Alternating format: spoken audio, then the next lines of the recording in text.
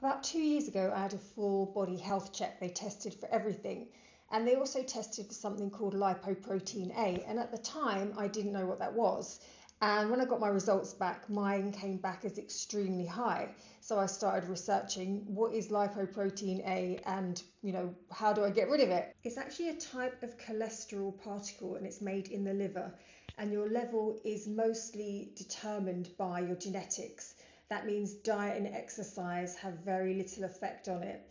But it is important to do diet and exercise. So if you have a high lipoprotein A like I do, it's an independent risk factor to cardiovascular disease, including heart attacks, strokes. Now, guidance now suggests, which is completely new, it's just come into play, that everyone should have a lipoprotein A test at least once in their life. The reason they only say have it done once is because it usually stays the same, but there is research now that's coming into play that things you can do that can lower it, which is up for debate. Now in the UK it's not yet routinely tested, but that is changing. They are suggesting now that everyone should have it at least once.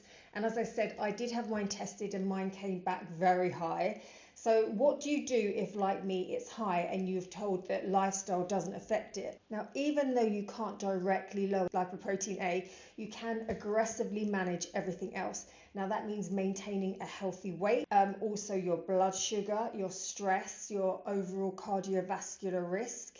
One of the best reasons to get a lipoprotein test is to find out if you're high risk for a heart attack or a stroke. It's not just a number, it's about what you do next. So there are lots of things you can do to ensure that you're at optimal health.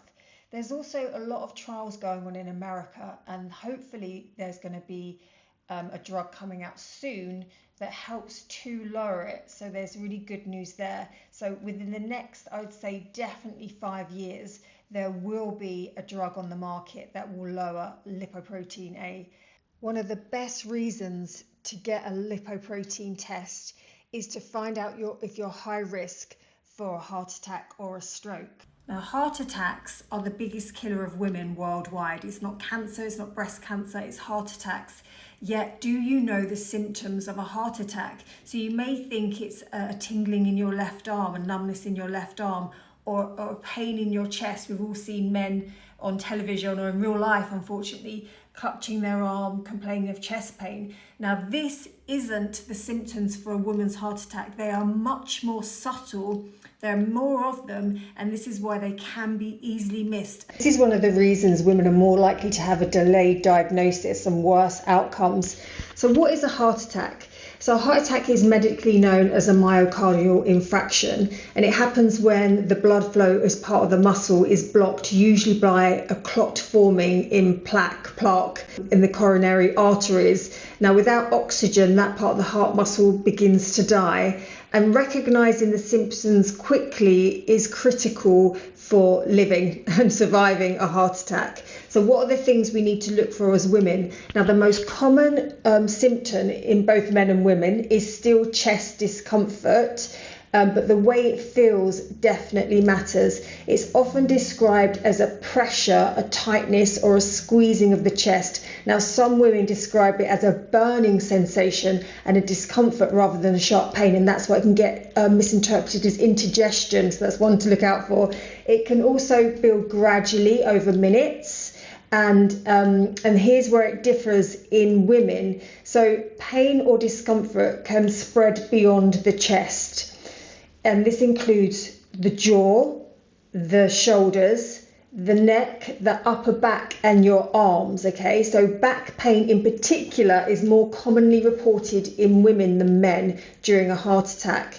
Now, another key symptom is a shortness of breath, which, you think you might look out for. And this can happen without chest discomfort, okay? And it can be like walking up the stairs. You might frequently get more out of breath, more so than you normally would. So we're not talking what you normally experience. We're talking you're getting more out of breath, and even at rest, you're still a little bit out of breath.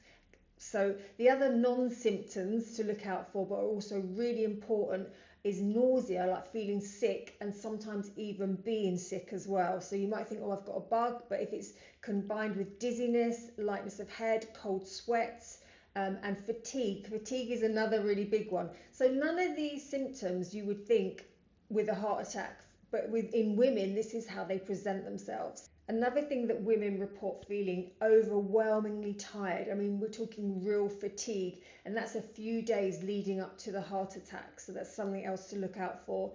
And also, they describe anxiety in women. Oh, so I'm not saying every time you're anxious you might be having a heart attack, but that is one of the things that came up, and maybe more anxious than what you're doing, than what you maybe normally are. So we're thinking things that are more intensified, not the norm.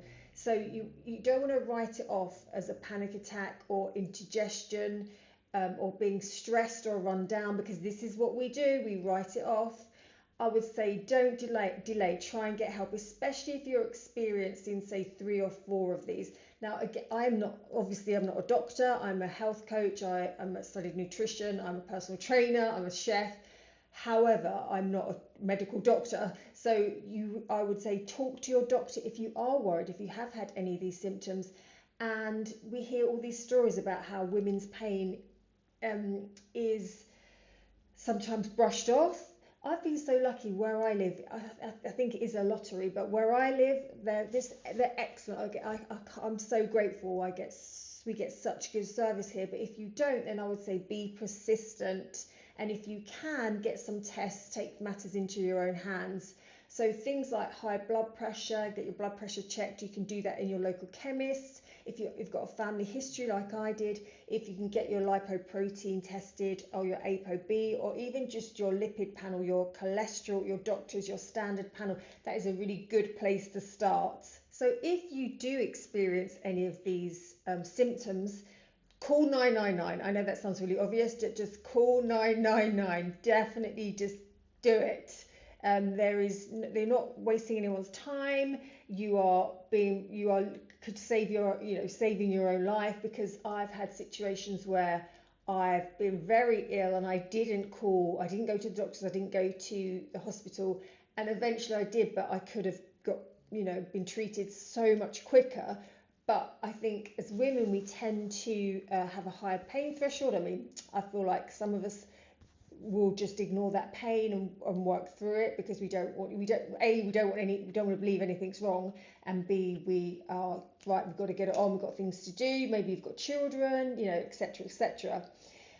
So let's summarize. So heart attack symptoms in women. So this can include chest pain, but maybe not, but a pain in your jaw and your lower back, shortness of breath, nausea and dizziness. These are the main signs. So I'm not saying every time this happens you're having a heart attack, but what I am saying is these are the things to look out for, because we are fully aware of men's heart attacks. I could tell you a million things about a man having a heart attack, but I've literally only just found out about women. So do research, do your own research as well. Maybe comment below, share your story if you can. I'd love to hear from you. Do you have high lipoprotein A? Have you been tested? Are you thinking about being tested? Do you know any women that have had heart attacks? Because how was their recovery? How was their treatment?